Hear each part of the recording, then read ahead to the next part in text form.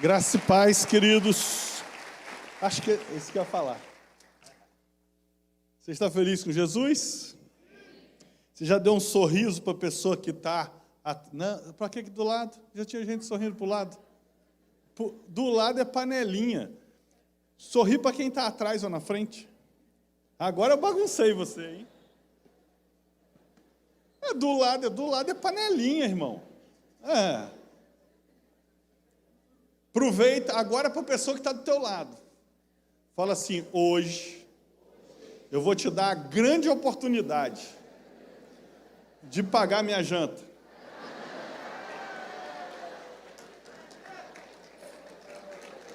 Você esperava algo tão espiritual, né? Mas comida é espiritual. Com a comida de Elias, ele caminhou 40 dias e 40 noites.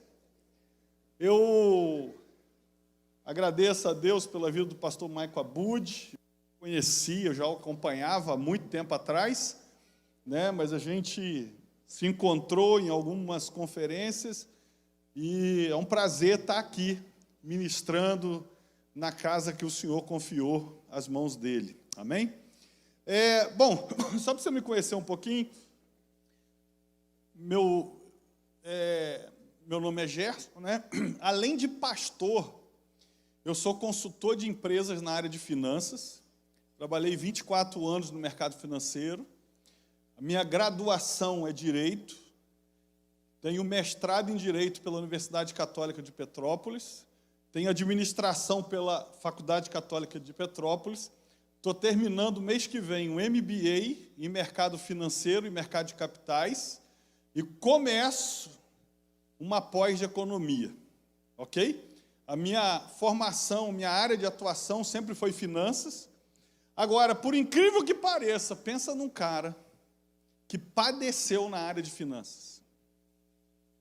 Né? Eu me lembro quando eu tinha lá meus 18 anos de idade, eu recebi um presente que se chama cheque especial. Ele devia vir entre parênteses assim: Satanás. Você não sabe o que é isso, porque aqui todo mundo tem cara de rico. Olha para o lado, vê se a pessoa que está do seu lado aí não tem cara de rico. Você não sabe o que é cheque especial, mas eu sei. Eu vivi nessa peste desse negócio lá há sei lá quantos anos atrás.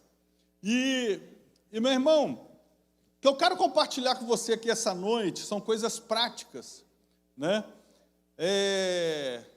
E coisas que eu tive que romper, tive que avançar. Meu pai, quando eu nasci, meu pai já era pastor, né? Eu pareço ter 61 anos. E eu vi cara de inveja ali, ó. Mas é porque eu tenho 51. A irmã fez até assim ali, ó. Tipo, respirou aliviado. Mas quando eu nasci, há 50 anos atrás, meu pai já era pastor há 6 anos. Se falar de dinheiro na igreja hoje é difícil, antigamente era Satanás. Por quê? Era um tabu. Eu lembro de falar com meu pai assim: pai, eu quero ser rico. Ele dizia: você tem que querer morar no céu. Né? Então, havia um tabu sobre isso. E esse tabu eu também tive que quebrar, porque eu cresci dentro dessa realidade. Eu ia me esquecendo, eu trouxe um material que vai estar disponível para vocês, eu não sei nem aonde, para falar a verdade, aqui, na saída. Eu tenho 3 livros de finanças, né? Pode colocar no telão aí, eu não sei se está aí, mas um é Saindo do Cativeiro Financeiro, Praticando os Princípios de Deus. Isso aqui é aquilo que Deus fez que mudou a minha vida, então esses princípios estão aqui, Saindo do Cativeiro Financeiro. Embora o tema o tema do livro parece que é para a gente só que está ruim, mas acredite o seguinte: esses princípios podem potencializar o que está bom, ok? Porque senão você se engana, saindo do cativeiro financeiro, eu estou bem, todo mundo com cara de lorde, aí vai parecer que não é para você. Acredite, o que está bom pode ficar melhor. O segundo livro que eu trouxe aqui de finanças coloca aí para mim, por favor, Seu Dinheiro Pode Mais, Tiago Brunet, que fez o prefácio dele. E o terceiro livro que eu trouxe de finanças é Educando Filhos Financeiramente Saudáveis. Meu filho hoje tem 26 anos de idade. Com 6 anos de idade, eu comecei a ensinar ele sobre finanças de forma que uma criança entenda. Hoje ele tem 26, ganha pouquíssimo, porque ele está fazendo medicina, se forma esse ano, então, duro de marré, mas tem dinheiro guardado. Porque quando você ensina a criança, ela vai se tornar uma versão melhor daquilo que você ensinou. Ok? Então, aqui é para você aprender como ensinar as crianças. Então, esses 3 livros vão estar ali fora, à sua disposição. Eu tenho um curso de finanças, é um treinamento de finanças que dura mais ou menos 10 ou 11 horas. Ele está no Hotmart, lá ele é vendido a R$ 990, mas quando eu estou presente, a gente usa uma plataforma que é de um amigo meu, e aí a gente reduz o preço.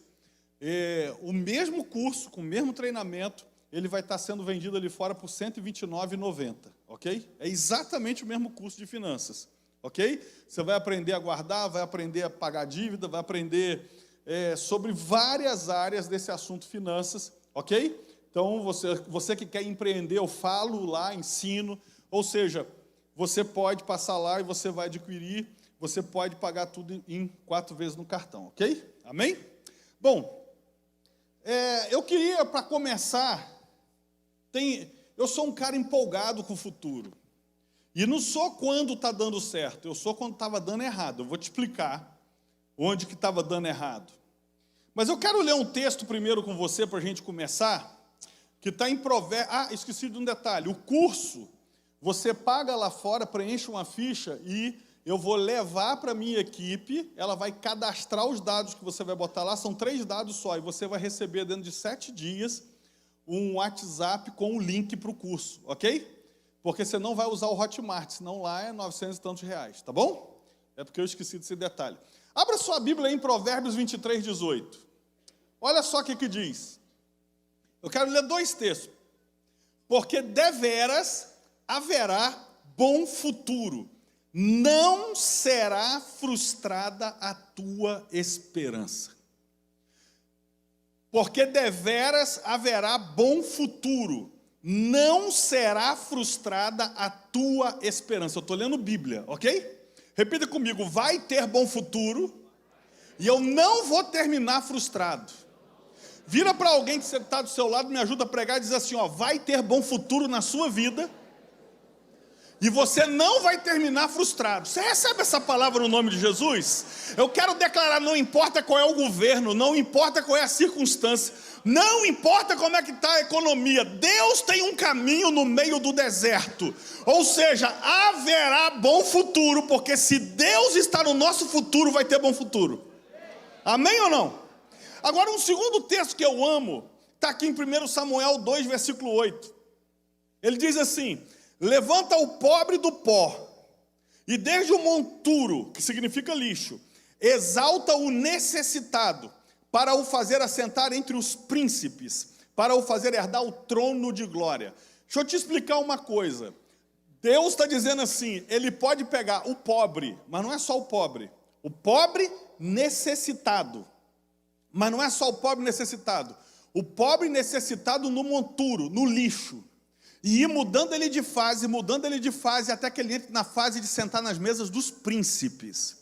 Eu estou aqui para te dizer, vai vir um tempo de mudança de fase na nossa vida. Eu não sei o que você está passando hoje, mas eu sei de uma coisa, Deus é poderoso para pegar você na tua fase e fazer você ir para a fase de assentar com o príncipe. Eu creio muito nessa palavra, mas talvez você diga assim, pastor, o senhor está empolgadinho assim porque as coisas dão certo para você. Eu não fico mostrando esse vídeo em todo lugar, mas quando eu estava vindo para cá, eu mandei para Eliandra, porque esse vídeo veio ao meu coração. Eu quero que você leia, porque é um vídeo antigo, um vídeo de 26 anos atrás, quando meu filho nasceu. Eu quero que você veja como era a minha vida há 26 anos atrás, ok?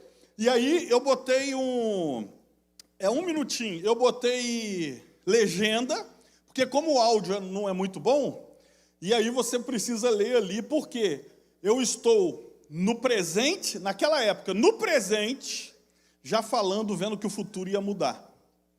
Eu quero te dar uma palavra de ânimo aqui, Deus tem um futuro diferente para você. Então coloca o vídeo para mim, por favor. Quero que você preste atenção na letra também, que vai passar ali no...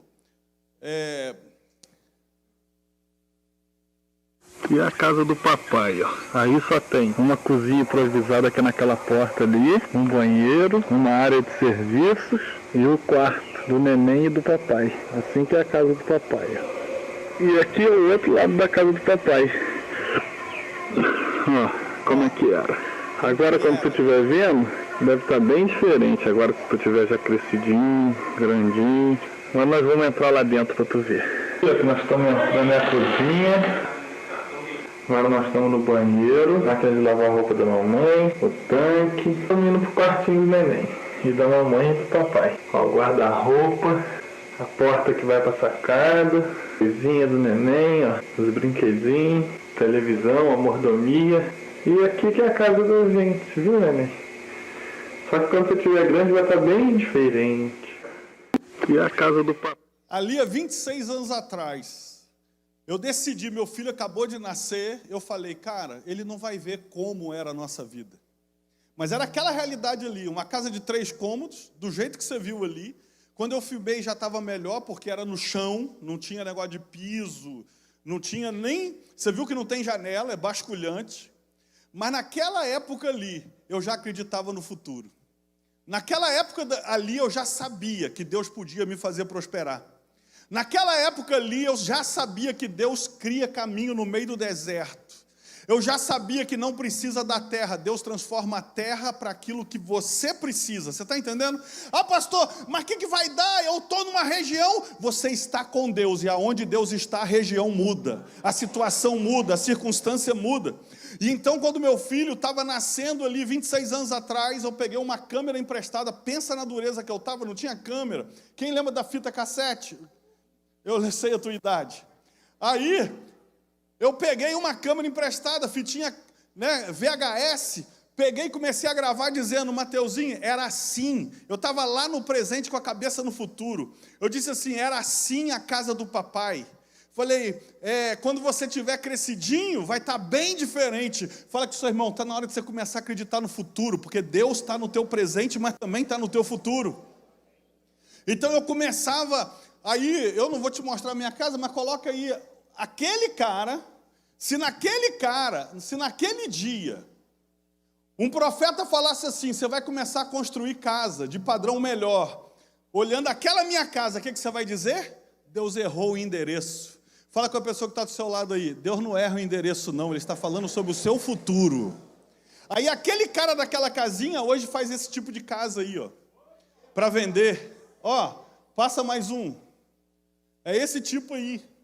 Fala com o irmão que está do seu lado, seu futuro vai ser muito melhor do que você está imaginando.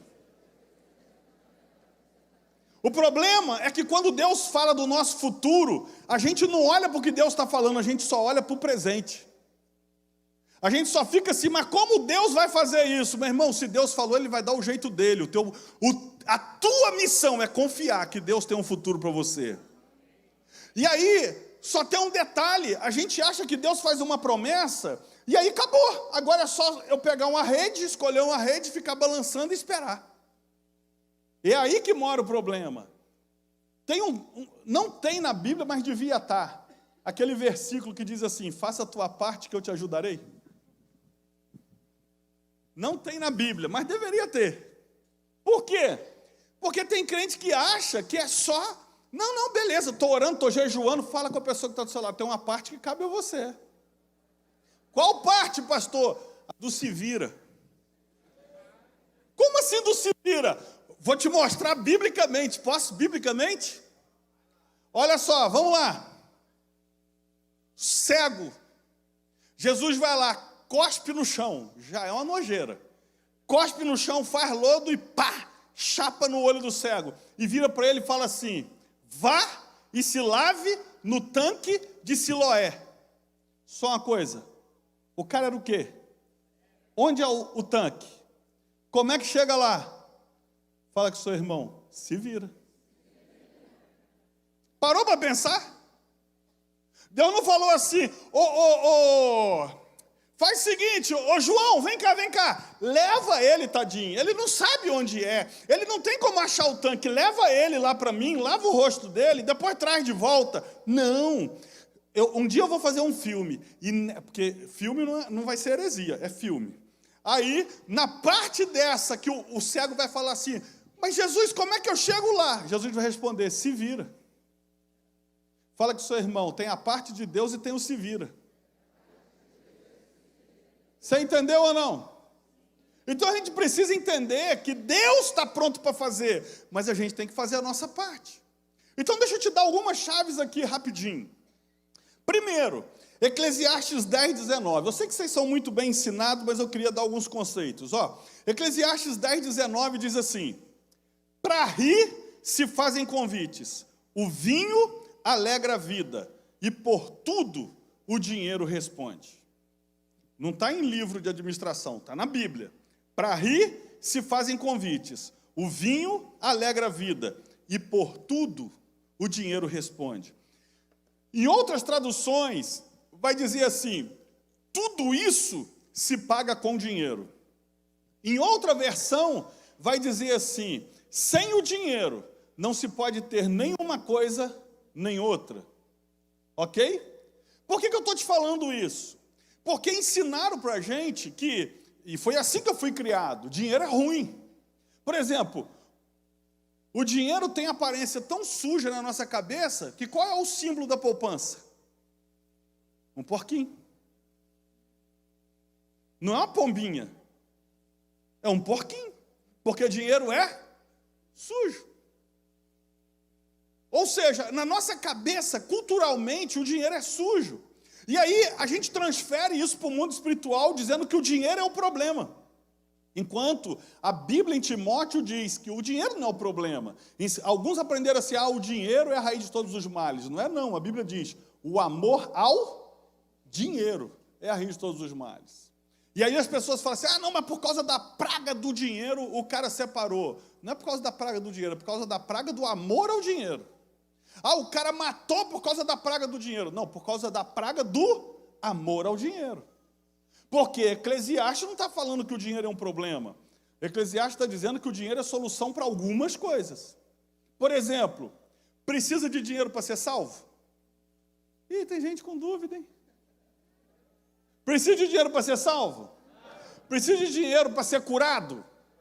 Precisa de dinheiro para pagar a conta de luz? É isso que Eclesiastes está dizendo. Tem coisa que precisa de dinheiro, tem coisa que não precisa de dinheiro. Por exemplo, aqui em Balneário não tem esse tipo de homem, mas tenta imaginar, lá no Rio de Janeiro tem. Petrópolis, então, é cheio. Que tipo de homem? Homem que não sabe expressar. Ele não sabe falar assim, eu te amo. Mas o cara tem dinheiro. Aí ele foi lá para São Paulo fazer um curso, está passando num shopping. Aí ele vê uma loja, não sei o que é, tem um L e tem um V. As irmãs entendem rápido, Tem um L e tem um V. Aí ele é ruim de se explicar. Aí ele olha e fala, cara, parece com ela. Está em promoção, 25 mil reais só. Aí foi lá, pegou. Aí chega em casa, não fala assim, estava morrendo de saudade, amor. Não fala nada. Só que chega com aquela bolsinha L e V. E fala assim, passei na loja, parecia contigo. Toma de presente. Você vai sentir amada, irmã? Tem uma extraterrestre que falou que não, mas o resto da população normal falou que sim. Mas por quê? Porque, meu irmão, o problema é que a gente foi ensinado errado. Existe uma mentalidade religiosa sobre dinheiro, que bota como se o dinheiro fosse mal. Irmão, dinheiro não é bom nem ruim. Por exemplo, repita comigo assim, dinheiro é como uma faca. Como assim? Por exemplo, as irmãs aqui, aquela faca de cozinha que você tem lá na sua casa, a sua específica, ela é bênção ou maldição? Gente, vocês vão fazer o que com essa faca? Ela é bênção ou maldição? Claro que é bênção, senão você ia ter que passar manteiga com o dedo. Ia ter que rasgar a carne no dente. Então ela é bênção. Agora imagina, essa mesma faca, Você vai fazer um churrasco na casa de alguém, deixa a faca cair no chão no meio da estrada, você perdeu, vem um assaltante, pega a faca e usa para assaltar alguém. Agora essa faca é bênção ou maldição? Maldição. Aí vamos supor, antes dele fugir, vou fazer um filme ainda. Antes dele fugir, amarra o cara no poste. Na hora do cara fugir, ele deixa a faca cair no chão. Aí vem alguém de bem, pega a faca e corta a corda e liberta o cara. Essa faca agora é bênção ou maldição? Então, dinheiro é como uma faca, não tem essência, assume a essência do dono. Entendeu o que é dinheiro? Entendeu ou não? Você tem que gravar isso. Não tem dinheiro ruim, tem gente ruim que tem dinheiro. Não tem dinheiro bom, tem gente boa que tem dinheiro. Ah, pastor, mas depois que o fulano passou a ter dinheiro, ele ficou orgulhoso. Não, ele já era, é que antes ele dependia de você. Agora que ele se gritou independência, você conheceu ele de verdade. Você entendeu ou não? Você tem que entender que dinheiro não muda ninguém, dinheiro bota para fora o que está dentro. Dinheiro potencializa o que está dentro. É igual o cara na época de política, chega para mim e fala assim, ah, pastor, eu tinha vontade de ser político, mas tenho medo de roubar. Eu disse para ele, é porque tu já é ladrão. Por quê? É só você parar para pensar, se o cara não é ladrão, ele tem medo de roubar? Não tem. E aí, olha o que a religião foi enfiando na nossa cabeça. Ah, rico é soberbo. Já ouviu isso? Rico é soberbo. Eu te pergunto uma coisa, você não conhece um pobre soberbo? Todo soberbo que você conhece é rico. Olha só, rico pisa nos outros. Você não conhece um pobre que para ganhar R$100 de aumento pisou no cara. Parou para pensar? Olha o que a religião faz na nossa cabeça. Riqueza não traz felicidade. Só uma pergunta, pobreza traz? Alguém aqui tem um projeto de perder tudo que tem nos próximos 10 anos para ser feliz? Entendeu o que a religião faz na nossa cabeça? Ah, uma máxima agora. Sabe o que o cara fala? Não, pastor, depois que o fulano ficou rico, se desviou. Aí eu te pergunto, você não conhece um pobre desviado? Precisa de ter dinheiro para se desviar? Entendeu o que a religião faz na nossa cabeça? Você tem que entender, meu irmão, que dinheiro não muda ninguém. Dinheiro só bota para fora o que já existia lá dentro. Então, aí a primeira coisa que a gente precisa entender é isso. É entender que não tem dinheiro ruim e não tem dinheiro bom. É só você olhar o seguinte, dinheiro na mão de Judas, é bênção ou maldição? Maldição. Agora, dinheiro na mão das mulheres que seguiam Jesus para servir com seus bens, era bênção. E é dinheiro do mesmo jeito. Ah, mas porque o meu pai, minha mãe, sei lá quem, separou por causa do dinheiro. Não, o coração estava ruim. Então você precisa entender que o dinheiro não muda as pessoas, o dinheiro só potencializa o que está dentro. Por isso a gente tem que ser pessoas curadas. Para quê? Para que quando vier grandes somas de dinheiro, a gente esteja pronto para continuar aparecendo com Jesus. Amém ou não? Então, o primeiro princípio é esse, quebre a sua mentalidade religiosa sobre dinheiro. Segundo, está aqui em Gênesis 41, versículo 28. A Bíblia diz assim, esta é a palavra que tenho dito a Faraó. O que Deus há de fazer, mostrou-o a Faraó. E eis que vem 7 anos, e haverá grande fartura em toda a terra do Egito. E depois deles levantar-se-ão 7 anos de fome, e toda aquela fartura será esquecida na terra do Egito, e a fome consumirá a terra. Deixa eu fazer aqui um panorama para você. José, ele foi chamado diante de Faraó por causa de quê? Ele tinha um dom sobrenatural. O dom sobrenatural de José era o quê? Interpretação de sonho. Contou sonho para ele, se fosse sonho profético, ele dizia o que era. Foi assim com o padeiro, foi assim com o copeiro, e agora foi assim com o Faraó. E sabe qual é a área que você vai ser atacada? É a área que Deus vai usar para te prosperar.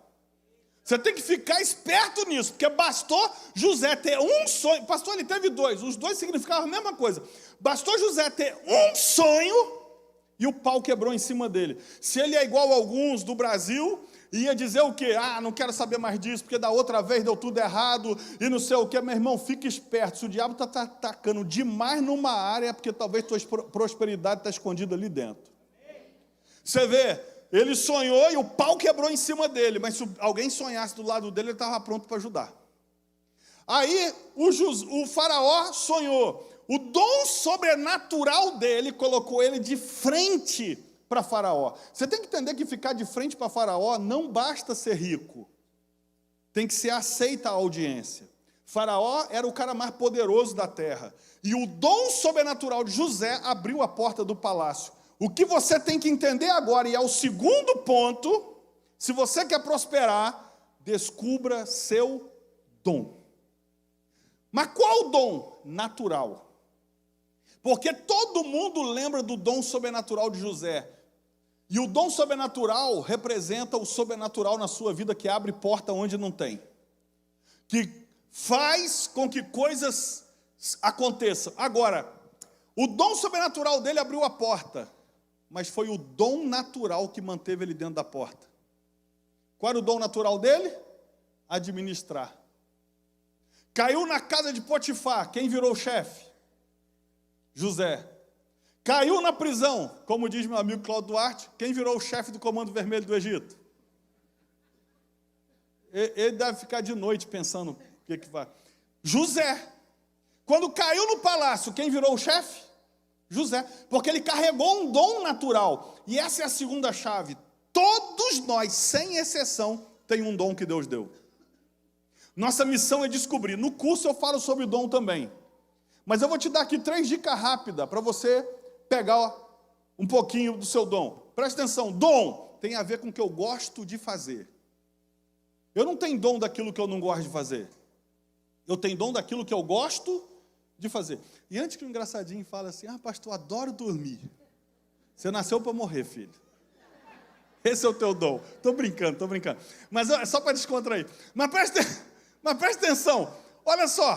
Primeiro, relaciona o que você gosta de fazer. Não estou perguntando se dá dinheiro. Gosta de fazer. Segundo, relaciona o que as pessoas te pedem para fazer. Porque você diz que não tem dom e as pessoas estão usando de graça. Relaciona o que você gosta, relaciona o que as pessoas te pedem fazer. E sabe o que as pessoas fazem? Todo mundo me explora. Não, é Deus tentando te mostrar qual é o caminho da prosperidade na sua vida. Mas está difícil, hein? Vira para o irmão que está só dizendo, tem hora que é difícil, irmão.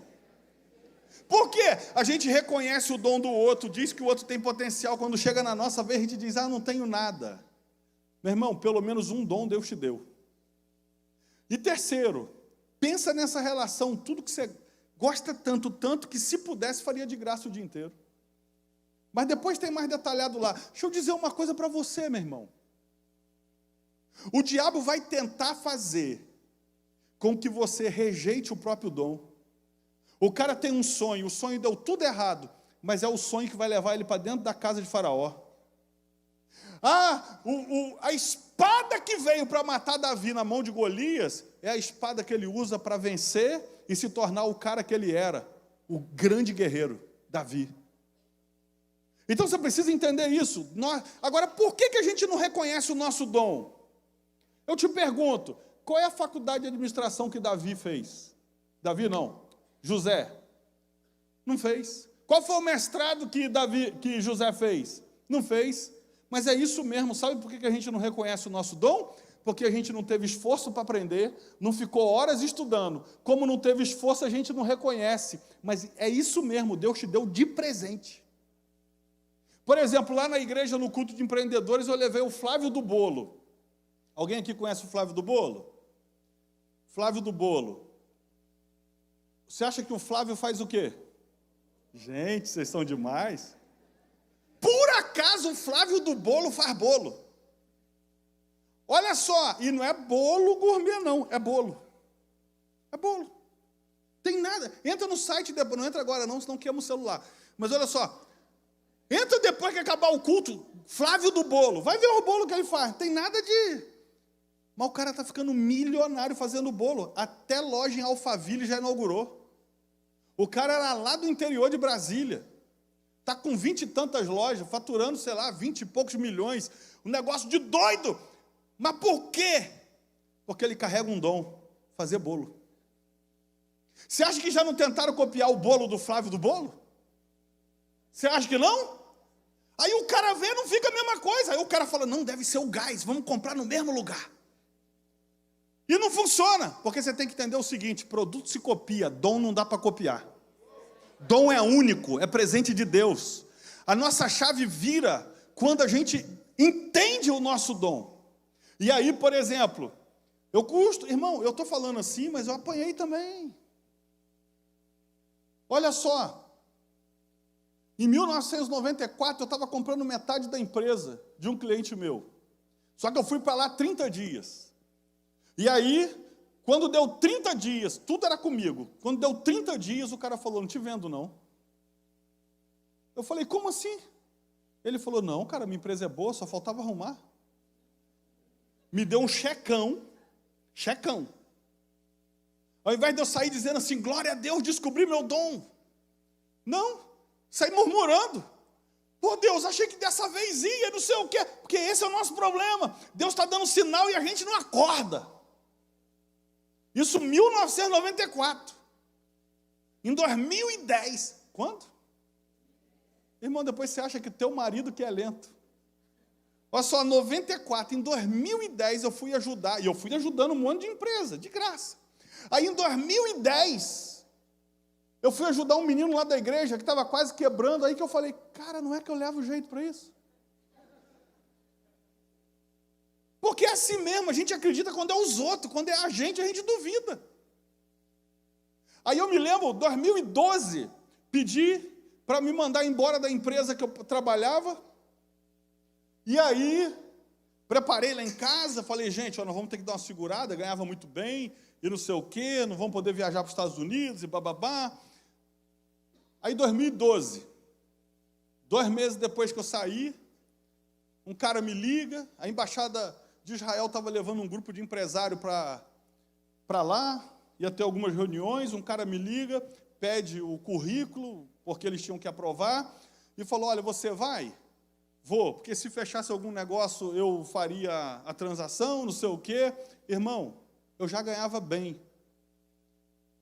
Mas foi a primeira vez que eu andei de executiva. Quando eu sentei naquele negócio, eu falei assim, minha medida. Quando decolou e virou cama, eu falei, Senhor, nasci para isso. E sabe o que é interessante? Foi o dom que pagou. Porque você tem que entender, quando você descobrir o seu dom vai te colocar em lugares que seu dinheiro não pode botar. O dom de José colocou ele num lugar que nem ser rico podia ficar. Você tem que entender o seguinte, Deus já te deu um presente, sua missão é descobrir qual. Porque aí também vai romper muita coisa na sua vida. Lembra que eu te falei, eu mostrei aqui foto de casa, nós estamos querendo agora ampliar para que tenha investidores e tal, até estava conversando isso com o pastor Michael. Mas lembra da outra casa que você viu? Aquilo dali foi construído assim, ó. Como diz o outro, sangue, suor e lágrima. Para construir aqueles 3 cômodozinhos. Pensa num cara que odiava a obra. Porque como é que era a obra para mim? Sábado, ir cedo para a casa do meu sogro e perturbar ele para ver se 9, 10 horas ele já estava lá na minha obra. Porque era só sábado e feriado. Mas onde é que Deus tem um caminho de prosperidade para mim? Em obra. Fala com o seu irmão, é melhor você ficar esperto que o diabo vai tentar te enganar. E outra coisa, tudo que Deus falou para você, Ele não falou pensando no presente, falou pensando no futuro. Então continua acreditando e vai. Você entendeu isso? Diga amém? Então a segunda chave é essa, é o dom. A terceira chave está aqui, ó, Gênesis 1, versículo 1. Olha que interessante. No princípio criou Deus os céus e a terra era sem forma e vazia, era caos. E havia trevas sobre a face do abismo, e o Espírito de Deus se movia sobre a face das águas, e disse Deus, haja luz, e houve luz. O texto é grande, você sabe, a Bíblia diz assim, ó, separa a água de terra, lembra do texto? Firmamento e tal, dia e noite. Mas no início começou como o quê? Caos. Depois que Deus organiza tudo, Ele organizou tudo, depois que está tudo organizado, vem o versículo 28 e diz: e Deus os abençoou, e Deus disse: frutificai, multiplicai e crescei. É engraçado, o primeiro versículo diz: havia caos. E o segundo versículo não diz: Deus ordenou a multiplicação. Ele disse: havia caos, e disse Deus: haja luz. E deixa eu fazer um parêntese aqui. Se você for olhando a cronologia, a primeira coisa que Deus falou é: haja luz. E o sol vai ser criado depois. Porque Deus é assim, Deus não é lógica, Deus é poder. O universo tem que se organizar para obedecer a voz dele. Aí você olha, depois de tudo organizado, veio a ordem: crescer, frutificar e multiplicar. Por quê? Terceiro princípio. Qual é? Se organize para Deus multiplicar. É simples. Você quer prosperar? Se organize para Deus multiplicar. Não é um texto isolado. Olha a multiplicação dos pães: 5 pães e 2 peixinhos. Havia mais de 5.000 pessoas, porque só de homem era 5.000. Havia mais de 5.000 pessoas. O milagre era urgente, porque o próprio Jesus falou: olha, realmente vai ser complicado. Ó, Senhor, melhor liberar esse pessoal, porque eles vão morrer no caminho. Não é exagero, não. Eles estão há vários tempos no deserto ouvindo Jesus. Jesus sabia que o milagre era urgente, que era necessário. Mas sabe o que Jesus fala? Chega 5 pães e 2 peixinhos. Aí tem sempre o incrédulo que vai dizer assim: o que é isso para tanto? Mas Jesus fala assim: assentai-vos de 50 em 50 e de 100 em 100. Só uma pergunta, irmão: mais de 5.000 pessoas, sem WhatsApp, sem microfone, sem nenhum meio de comunicação, assentar mais de 5.000, de 100 em 100, grupinho de 50 em 50, demora ou não demora? O milagre era urgente, mas Jesus não multiplicou enquanto não se organizou. Traduz isso para o século 21, pastor. É simples. É Deus que multiplica, mas é a gente que quebra o cartão de crédito. É Deus que multiplica, mas é a gente que vai lá no banco, manda negociar o cheque especial em 250 milhões de anos e tira ele de lá. Aí tem mais. Dali 1 ano, você vai receber uma ligação. O cara vai dizer: rapaz, o teu score aqui melhorou, sabia? Tem 10.000 aprovado para você aqui. Aí você vai lembrar do texto de Jesus, e que muito amor, você vai dizer assim: para trás de mim, Satanás. É, irmão, porque ele não desiste, não. Ou seja, o problema não é Deus multiplicar, o problema é a gente se organizar para Deus multiplicar. A Bíblia diz assim: se você não consegue correr com os homens, como é que você quer correr com os cavalos? Se uma empresa está te matando, como é que você quer que Deus te dê uma rede? Se essa quantidade de boleto por mês, você já está ficando sem dormir, com uma rede você vai morrer. Você entendeu ou não? Por quê? Porque se eu me organizar, Deus pode derramar multiplicação. Se eu me organizar com equipe, com o que for, Deus pode derramar multiplicação. Agora você tem que gravar o seguinte: Deus nunca vai multiplicar o caos. Você olha o seguinte, uma coisa redundante. Jesus chega de frente para o túmulo de Lázaro. Só tem um cara lá. Quem é o cara dentro do túmulo de Lázaro? Lázaro. Aí Jesus vira e fala assim: Lázaro, vem para fora. Qual é o único cara que está lá dentro? Ele não precisa nem de mostrar que era para Lázaro, porque todo mundo sabe que só tem um cara lá dentro. E ele fala assim: Lázaro, vem para fora. Mas você tem que entender que Deus não multiplica o caos. Ele não cria caos. E o próprio Jesus sabe que o corpo de Lázaro estava ali, mas Lázaro estava na eternidade. Se chega a voz de Jesus lá na eternidade dizendo: sai para fora, sai todo mundo. Não, parece engraçado, mas você tem que pensar nisso. Só tinha um cara na eternidade que tinha que voltar. Fala com a pessoa que está do seu lado: se organize, porque Deus não multiplica o caos. A gente precisa entender isso se a gente quer prosperar. Quarta coisa. Esse aqui dói um pouquinho. Provérbios 21, versículo 20. Eu vou ler na nova tradução da linguagem de hoje. Irmão, é inacreditável o que está escrito em Provérbios 21, versículo 20. Nova tradução da linguagem de hoje. O texto diz assim: o homem sensato tem o suficiente para viver na riqueza e na fartura, mas o insensato não, porque gasta tudo o que ganha. Não olha para o lado que pega mal. Porque gasta tudo que ganha. Você sabe que o que enriquece a gente não é quanto a gente ganha, é quanto a gente gasta. Por exemplo, quando eu estava no mercado financeiro, eu tinha cliente que ganhava 80 mil por mês. Certinho. 80 mil por mês. Sentava na minha mesa para renegociar a dívida porque não estava aguentando pagar. Aí você acha que 80 mil resolvia a tua vida, né? Depende de como você lidar com o dinheiro.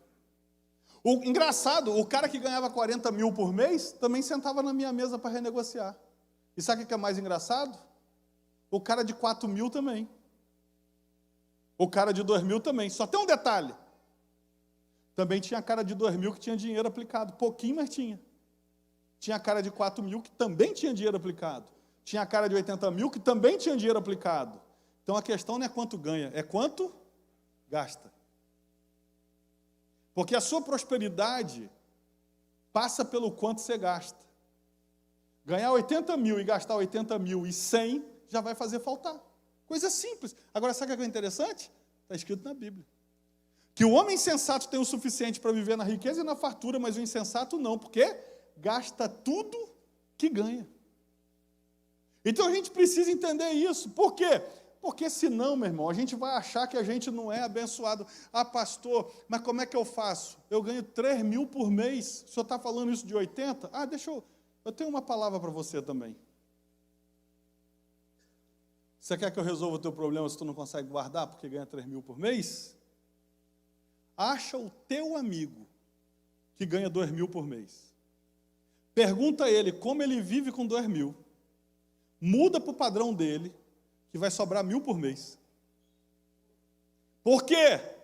Fala com muito carinho, porque nessa hora tem a hora da revanche, né? Fala com muito carinho para a pessoa que está do seu lado. Sempre tem alguém que ganha menos que você. E o cara consegue viver. Aí o cara ganha 5 mil para o cara de 2 mil, fala, eu não aguento. O cara de 2 mil fala, cara, se eu tivesse 5 mil, eu ficava rico. Mas aí o cara fica com 5 mil, mas gasta 5.500, ele descobre que só fica rico com 10 mil. Aí ele chega com 10 mil, gasta 11, fala, não, o ideal é ganhar 20. E aí o cara para 80 mil lá na minha mesa por mês renegociando, porque não é quanto ganha, é quanto gasta. Fala com a pessoa que está do seu lado, cancela a compra. Ok ou não? Vamos para o próximo, bem prático, ó. Quinto, esse aqui é poderoso, irmãos, esse aqui é poderoso. Provérbios 4, versículo 7. Provérbios 4, versículo 7. A sabedoria é a coisa principal. Adquire, pois, sabedoria. Sim, com tudo que possuís, adquire o conhecimento. Olha que interessante. Provérbios não está dizendo assim, peça ao Senhor sabedoria, porque tem um texto que diz que Ele dá. Esse texto está trazendo outro tipo de revelação, ele está dizendo o quê? Adquire sabedoria. Vira a pessoa que está do seu lado e diz assim, adquire. Adquirir sabedoria não é pedir para Deus, aquele é outro tipo de sabedoria. É a sabedoria que Salomão recebeu. Mas no livro de Provérbios está dizendo assim, é possível adquirir sabedoria. Sabe qual é o quinto conselho que eu quero te dar se você quer prosperar? Invista em conhecimento. Os amém foram embora, né? Invista em conhecimento. Irmão, eu não tenho um chefe direto. Um chefe que diz assim, ó, você tem que fazer isso, tem que fazer aquilo. Mas eu fiz direito, fiz mestrado em direito, fiz especialização em administração, estou fazendo MBA em mercado financeiro de capitais e vou fazer pós em economia. Por quê? Quantos aqui têm um plano para morrer nos próximos 10 anos? Porque se tiver, eu vou orar por você. Você está depressivo. Pastor, eu quero morrer. Eu já falei com Deus, Senhor, mais 10 anos de vida eu estou feliz. Então, onde que eu quero chegar? se você não tem um plano de morte, você tem que ter um plano de vida. Por quê? Porque 10 anos vai passar você fazendo alguma coisa ou você fazendo nada. E o que determina como é que você chega daqui 10 anos é o que você está fazendo agora.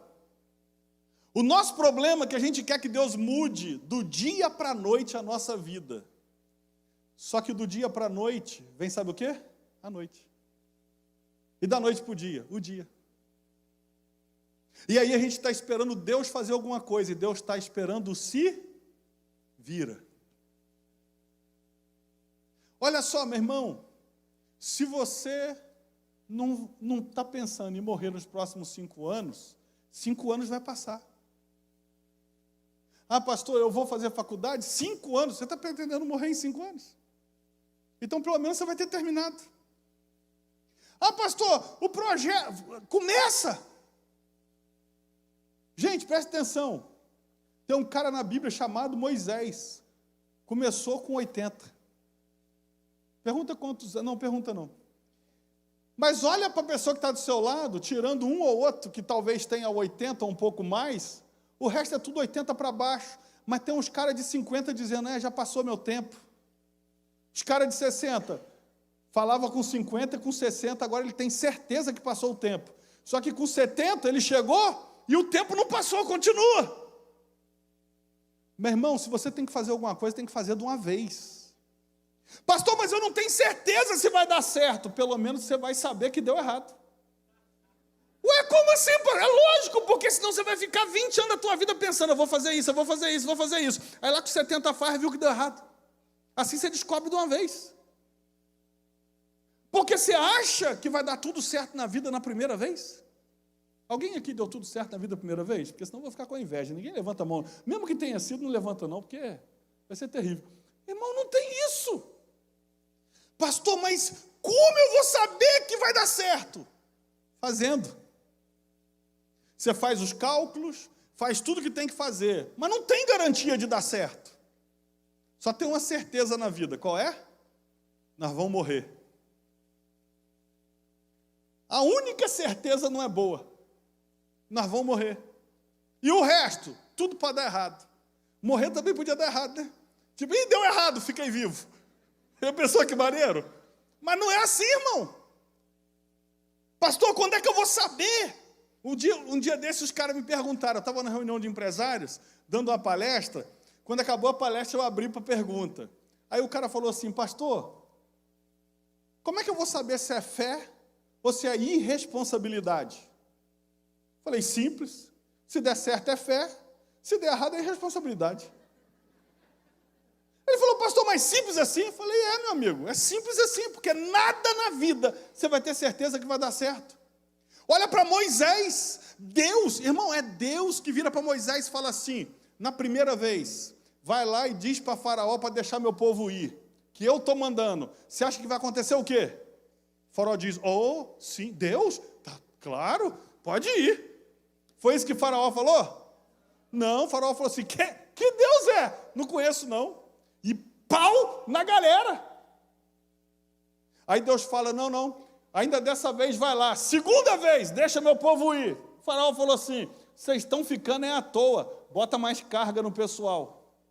Aí Deus encontra Moisés e fala, Moisés, de novo, terceira vez, deu certo? Não.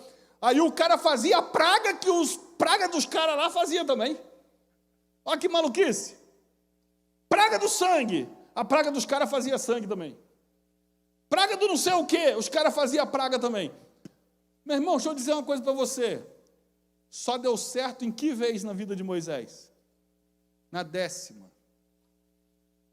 Fala com o irmão que está do seu lado. Se para Moisés deu certo só na 10ª, por que você quer na primeira?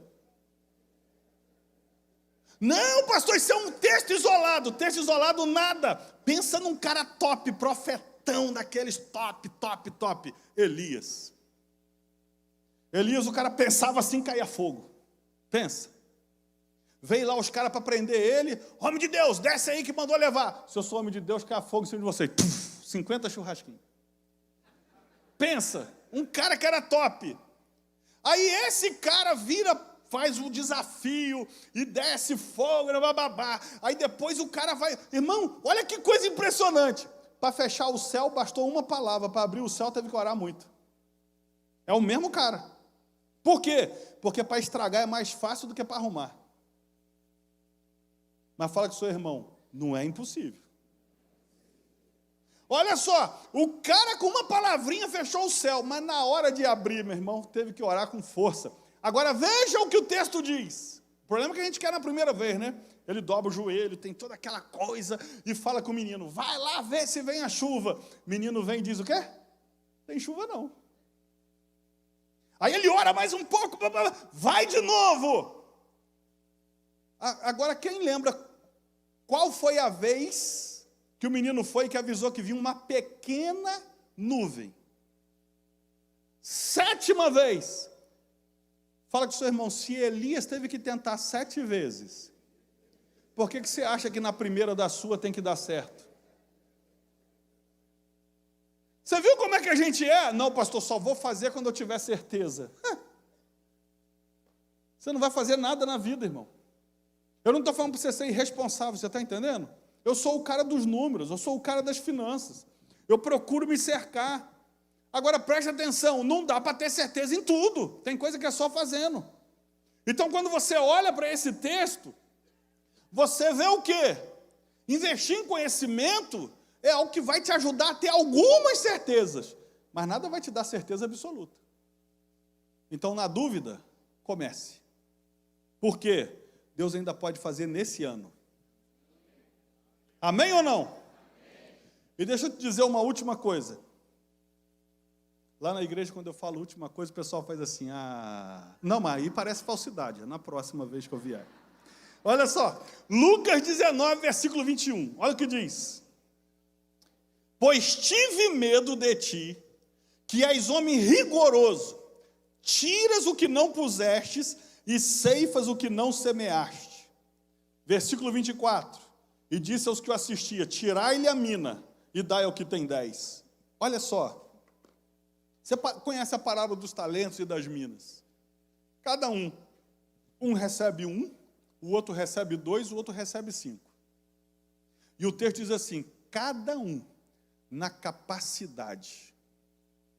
Meu irmão, Deus não vai dar para você administrar 50 milhões, você vai ter que galgar. Talvez alguém já está com 50 milhões e tem que administrar 200, vai ter que galgar.